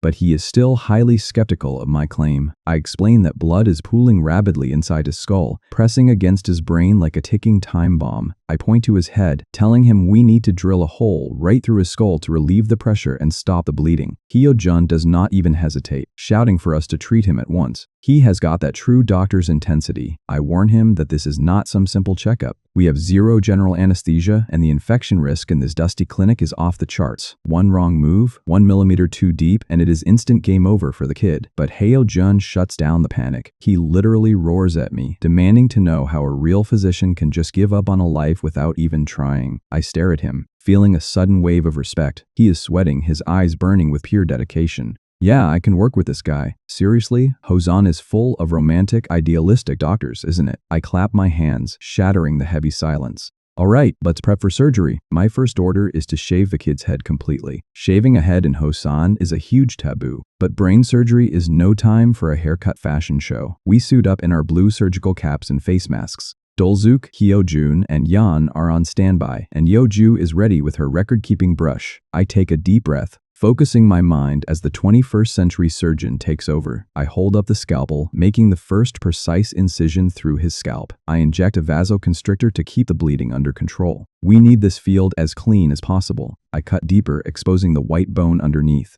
My hands are rock steady. Dol-suk's jaw drops as he sees the exposed skull. I snap at him to hold the kid's head tight, and he immediately obeys. I turn to my apprentice. Yan, hand me the surgical hammer and chisel. I position the chisel against the bone. Hold on to your hats, folks. We're opening up a skylight. I yell at Dol-suk and Hyo-jun to hold his body down with everything they've got. As I start tapping the chisel, Hyo-jun looks like he's watching a horror movie. He's probably wondering if my resurrection method is just pure medieval violence. The kid starts writhing, his body jerking from the intense pain of skull drilling. Hold him tighter, he'll die if he shifts. The crew screams back, putting their entire weight onto the mattress to pin him down. I work through the sweat and blood, carefully carving out a circular bone flap. It's like doing carpentry on a live patient. With a satisfying pop, the bone flap comes loose. All right, as expected, I'm a total genius. The skull is drilled perfectly, and just as I diagnosed, a massive subdural hematoma is sitting right there. The dark, trapped blood starts draining and the brain pressure stabilizes. I spot the ruptured cerebral vein that's causing the leak and order Yan to hand me the suture. I look at the tiny bleeding vessel. Don't worry, I can tie this off easily. My gloved fingers move with lightning speed, looping the thread through the microscopic gap. Hyo-jun is watching my hands, his eyes practically popping out. He has never seen anyone suture a deep brain blood vessel with this kind of speed and precision. I keep my rhythm going, ordering Hyo-jun to assist and clear the field. I tell Yeoju to record every single step of this craniotomy. We are making Hosian history here. Hyo-jun's mind is completely blown by our organized, highly efficient surgical system. With the bleeding stopped, I begin closing up the scalp, suturing the skin back together with neat, tight loops. But just as I am about to finish, I feel a sudden twitch. Wait, did he just move? The kid lets out a weak groan. His eye snaps wide open, staring directly at the ceiling. He screams in pure terror, and I yell at the top of my lungs for everyone to hold him down. The poor kid is thrashing, crying that it hurts, and begging us to let go. The adrenaline in the room is off the charts. Operating on a conscious brain surgery patient is pure, unadulterated chaos. Hurry, we need to finish this suture now. I pin his shoulders, yelling at him to stay still if he wants to survive. He lets out a blood-curdling scream. His agonizing screams echo through the thin walls of Hyo-jun's clinic. Outside, the patients in the queue are sweating in absolute horror, wondering if we are running a torture chamber in there. Outside, his brother is weeping, praying to the heavens as he hears those horrific screams. Finally, the screams fade as the kid drifts into a peaceful, stable sleep. His vitals are perfect. I pull down my bloody face mask as a proud smile spreads across my face. I collapse back against the wall, declaring the surgery officially over. The door flies open, and the brother bursts into the operating room, tears streaming down his cheeks. He falls beside the bed, hugging his conscious, bandaged brother and weeping in pure, tearful ecstasy. Dolsuk, Yan, Yeoju, and I sit in the corner, thoroughly exhausted but smug. Another miracle successfully delivered. Sunset paints Hyojun's courtyard in beautiful golden light. Later that evening, Hyojun and I sit out on the porch, enjoying some traditional snacks and drinks under the warm twilight. He lowers his cup, his voice full of deep, profound respect. He admits he has never seen a physician heal a person by cutting them open. He leans in close, his intelligent eyes burning with a new passion.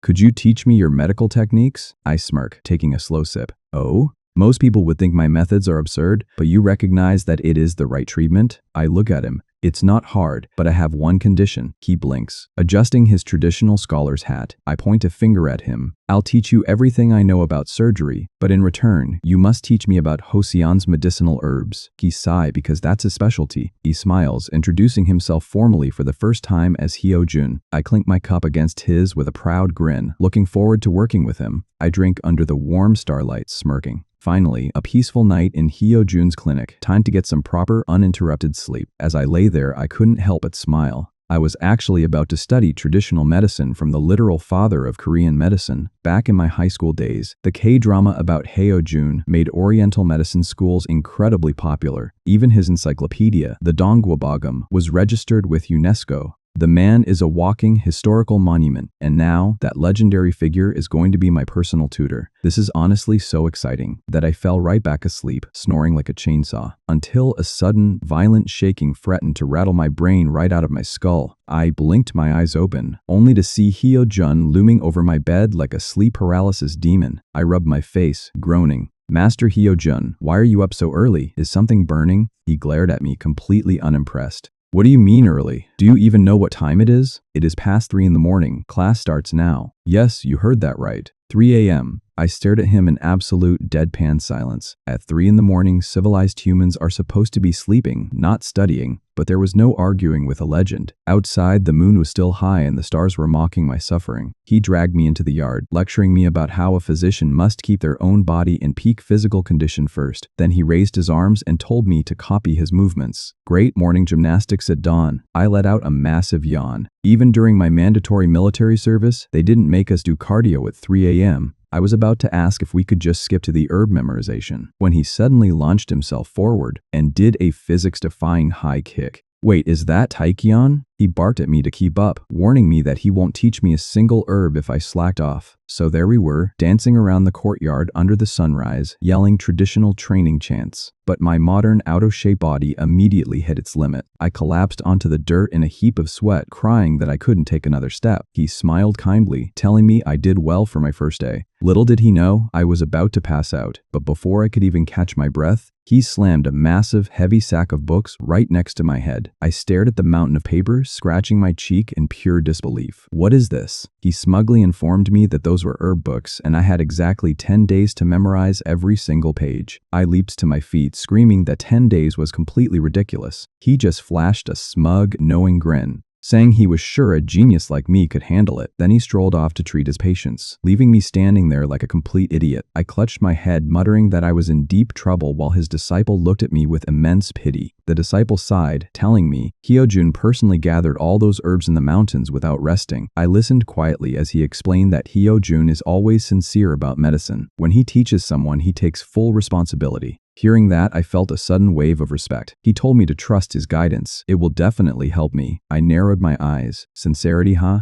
If he's going to be sincere about teaching, I should be sincere about learning. I closed my eyes and let out a soft laugh. Well, that actually makes sense. I grabbed the heavy sack of books, walking back to my room. No harm in listening to the master's teachings. The disciple smiled, happy that I was finally cooperating, but his smile instantly vanished into a look of absolute jaw-dropping shock as I slammed an even bigger, heavier crate of books down onto the porch. The wood groaned under the weight. Time for a little 21st century retaliation. I leaned over the crate with the smuggest grin I could muster, pointing at the stack. Hyojun walked out, staring at the massive wooden box in complete sweat shock. I smirked deviously, This is a complete record of my modern medical techniques. Since you wanted to learn, I thought it was only fair to give you a little homework assignment of your own." The disciples screamed that this is pure revenge and that I am an absolute demon. I leaned in, my face shadowed like an anime villain. "I'm just passionate about education. You have 10 days to memorize it all." A dangerous spark lit up in his eyes as he grinned. "Oh ho, so you're challenging me." And just like that, our peaceful study sessions turned into an absolute high-intensity battle of wits. Hyo-jun accepted the challenge, grabbing his brush like a sword. We turned education into a full-blown war, trading kicks and questions under the sun. Several days later, the intensity only escalated. Our training steps became sharper, echoing through the courtyard at dawn. Hyo-jun leaped into the air with a flying kick, yelling a question about acupuncture meridians. I blocked his foot, shouting the correct traditional herb that relieves inflammation. I countered while he demanded the 6 necessary ingredients for the prescription.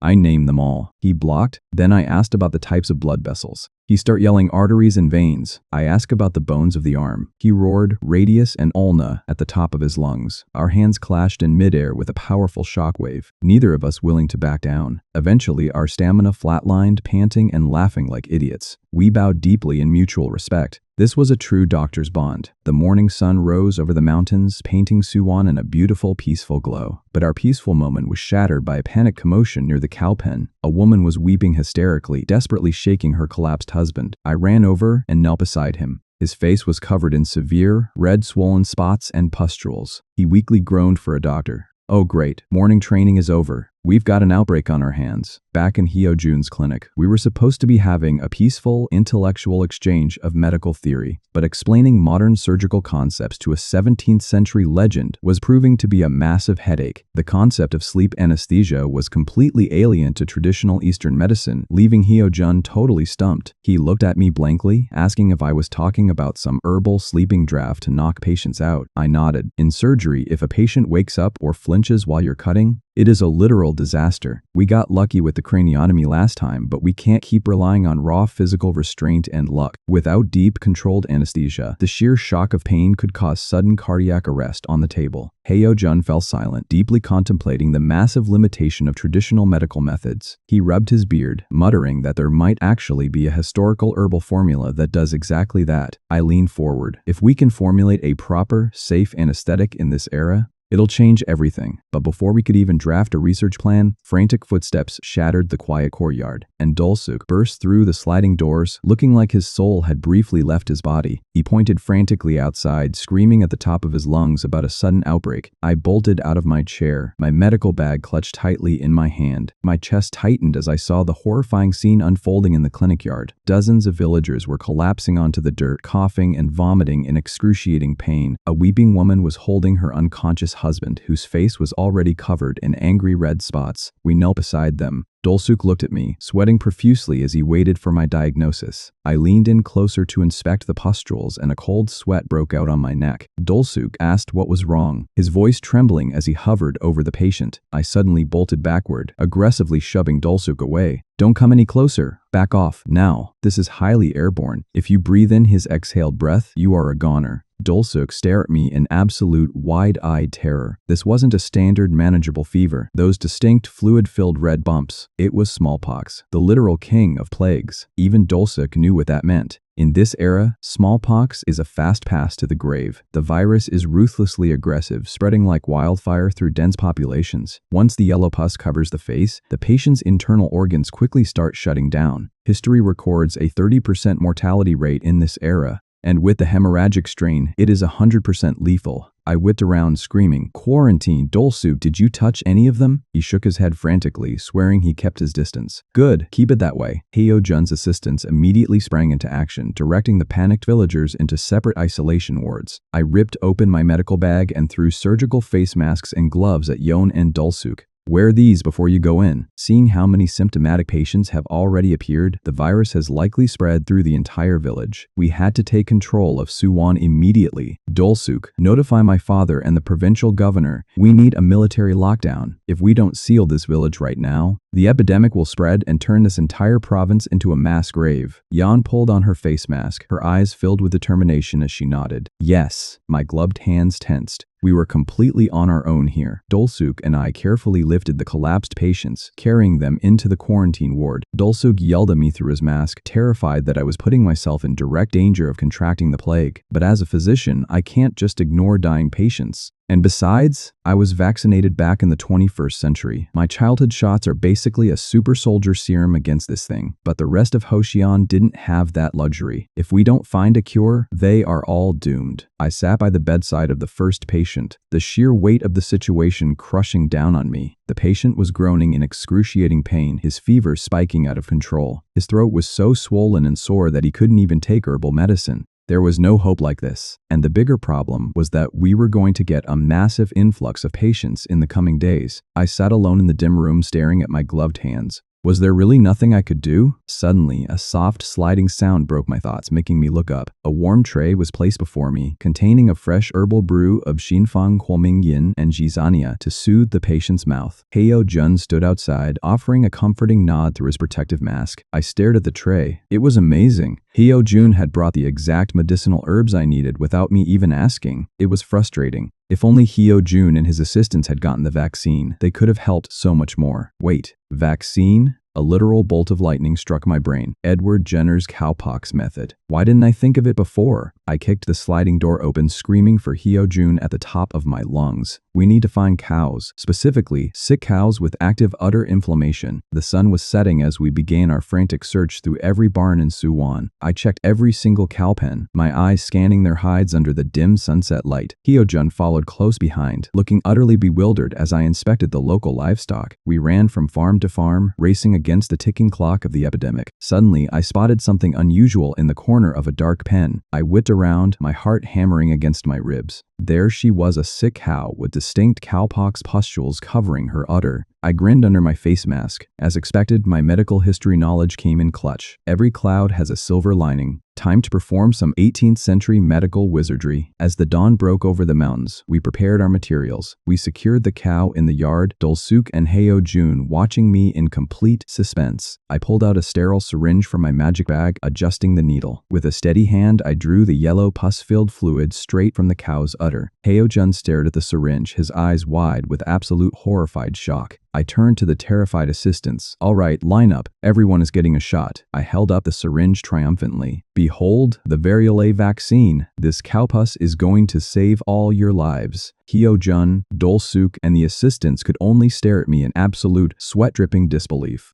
Yeah, injecting cowpus sounds crazy, but trust the science. Suwon village was calm and quiet under the bright blue sky, at least for the moment, until Yeoju, wearing her scholar robes and face mask, came running up to report on our vaccination progress. I was busy prepping our secret weapon, Edward Jenner's cowpox vaccine. Calling it cowpus is scientifically accurate, but still pretty gross. Finding an infected cow in Hosien was like searching for a needle in a haystack, but since luck was on our side, I treasured every single drop. This cowpus is about to save thousands of lives. Suddenly, Hyo Jun burst into the room, his face pale with panic. He stammers, gasping for breath under his protective face mask. He says a massive group of quarantined villagers is gathering in the yard, flat out refusing to stay isolated. They are screaming at the guards, trying to push past the wooden barricades. I sprint outside, yelling at the top of my lungs, "Stop! It is highly dangerous to gather together like this." But they completely ignore me. A furious villager kicks a bench, yelling that he doesn't care about quarantine anymore. He points at me, screaming, "What the hell are you doing locking us up just because we were near someone sick?" Another villager joins in. "That's right. I have to feed my family and there's too much work to do. You can't keep us locked up." I grit my teeth, sweating in pure frustration. This is bad. In Joseon, quarantine is a completely alien concept, meaning they won't understand it until the 18th century, so to them, I'm just a tyrant. I squeeze my temples. Does that mean we can't relax yet, even though we have a working vaccine? Just then, one aggressive villager grabs a Yon, trying to choke his way out of the gates. There were red marks on his body. Yon instantly noticed this. She shouted smallpox, but that villager just threw her away. She just took the hit, and I glared back. He spits on the ground, sneering, "Smallpox, my ass, I am completely fine." I deliver a thunderous flying kick straight to his chest, flinging him to the ground. He crashes hard into the dirt, coughing and groaning in agony. The crowd instantly goes dead silent. Nobody expected a nobleman doctor to throw hands, let alone a perfect martial arts kick. I glare down at him, my voice freezing the air. "It's bad enough that you're hiding your illness, but how dare you hit the person treating you? He shudders in pure terror, sweating as he looks up at me. He immediately drops his head, whimpering. He wipes his face, sobbing, telling us he was just terrified, because there isn't a single person who gets better from smallpox. He falls to his knees, weeping and saying he have 4 children.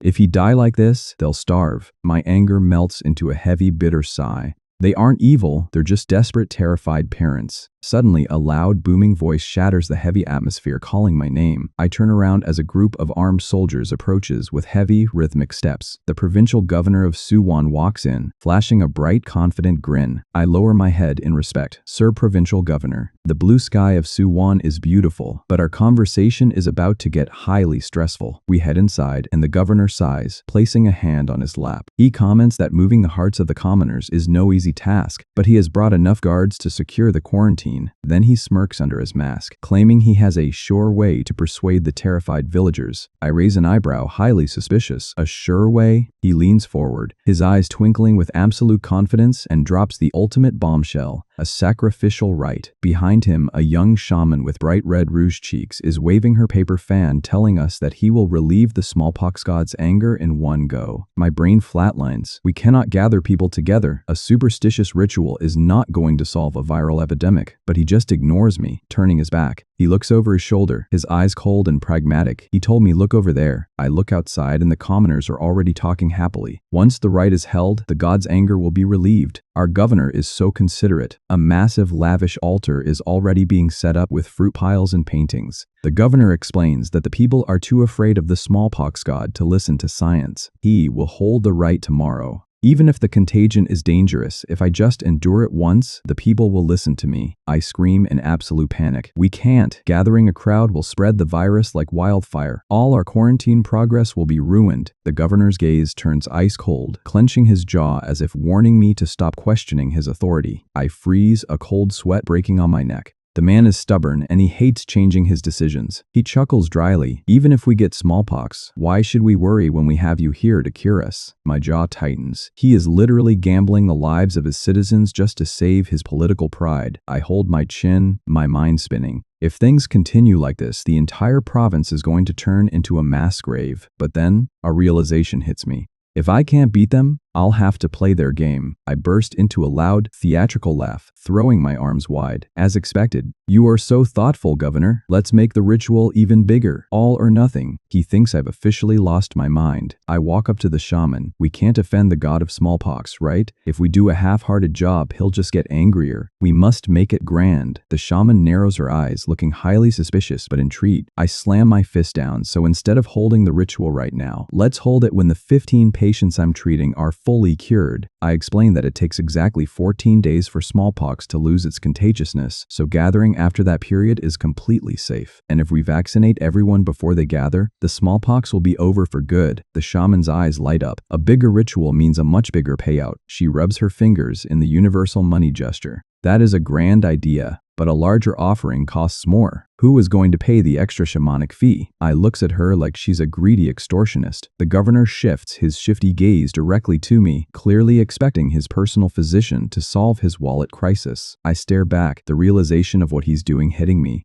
He wants me to cover the fee. I let out a blood-curdling scream of pure agony. I will pay for it. My money. My hard-earned silver coins. Everyone stare at me, their eyes turning into hearts as they praise my sacrificial, heroic virtue. I am crying tears of blood, guys. The villagers are already whispering in awe. Our governor and his doctor are so virtuous, truly set an example for us. The governor stands there, looking incredibly proud and smug as if he planned this financial heist all along. He laughs out loud, saying, I truly know how to save a man's pride. We will hold the right when the patients recover. I pull my mask back up, crying tears of absolute financial ruin. Rest in peace, my savings. The sky over Suwon is clear, but we've got a busy day of poking people with needles ahead. The villagers are actually staying in quarantine because they think we're performing a sacrifice to the smallpox god. Hey, whatever works to keep them isolated. The governor brought some guards to help secure the clinic, so naturally, they get to be my first medical guinea pigs. These tough Hazayun warriors turn into absolute crybabies the second they see a needle. I tell them to stop squealing. A little cow pus now is better than a slow bubbling death later. Besides, I have antibiotics to handle any minor side infections. While the village gets vaccinated, I spend day and night inside the quarantine zone, personally delivering food and medicine to the sick. I have to handle this critical ward completely alone. Exposing Hyo-jun and the apprentice kids to active smallpox is just too risky. Instead, I keep them busy boiling supportive herbal brews and tracking exposures safely outside. It's tedious, bone-tiring labor, but my efforts actually pay off. Slowly, the fevers break and patients start recovering, but smallpox is a ruthless beast. It doesn't play nice, and some aggressive strains are completely unforgiving. Under the cold, pouring rain, we bury those we couldn't save. It's a harsh reminder that you can't win every battle, even with 21st century knowledge. And then there's our most critical patient, shivering and gasping for air as her organs begin to fail. The storm keeps hammering on the roof, matching the heavy dread in the room. I look down at her, swallowing hard as her condition deteriorates by the hour. I pull back her collar and freeze. Dark purple spots are blooming across her skin. It's hemorrhagic smallpox. With a 100% mortality rate, this is a death sentence. Once this happens, no doctor on earth can save her. She weakly reaches out to me, her voice barely a whisper. She wheezes in absolute agony, crying that she'd rather just die than endure this pain any longer. She looks up at me with pleading, tearful eyes, asking if there's any way she'll survive. I stand there in absolute silence, my clinical detachment warred by raw, heavy empathy. My thoughts drift back to the modern lecture hall. I remember teacher telling that there are times when we must choose between life and death. And sometimes, when there's no hope left, relieving a patient of their excruciating pain is the best treatment we can offer. I reach into my medical kit, preparing a heavy, peaceful dose of anesthesia. I look down at her with a gentle, steady gaze. I can make the pain stop now. She sighs softly under her mask, understanding what I mean, her face finally turning peaceful. She weakly whispers, begging me to do her this final favor. I slide the needle in, delivering a painless terminal dose of sedative. The tension slowly leaves her body as she gently closes her eyes for the last time. Outside, the rain continues to pour, a quiet, somber tribute to her final departure. I let out a long, silent breath. Rest in peace, Lady Bloody Mask. Meanwhile, the rest of the clinic is busy packing up the quarantine supplies as the outbreak subsides. I step out of the isolation ward, pulling my sweaty, bloody mask down. I collapse onto the wooden porch, completely drained of every ounce of physical and emotional energy. Exactly 14 days pass, and the village is bustling again under a bright, sunny sky. I'm sleeping so deeply on the porch that my crew thinks I've literally deceased myself. Yan runs up and yelling that the delayed sacrificial rite is starting. I bolt upright in pure panic. Wait, what about the infected patients? She just giggles, looking at me like I've lost my mind. What patients? With a sharp snap, Shaman Flat Melons waves her colorful paper fan. She dances happily, declaring that the smallpox god is finally pleased. Well, my cowpox vaccine did all the work, but she can take the credit.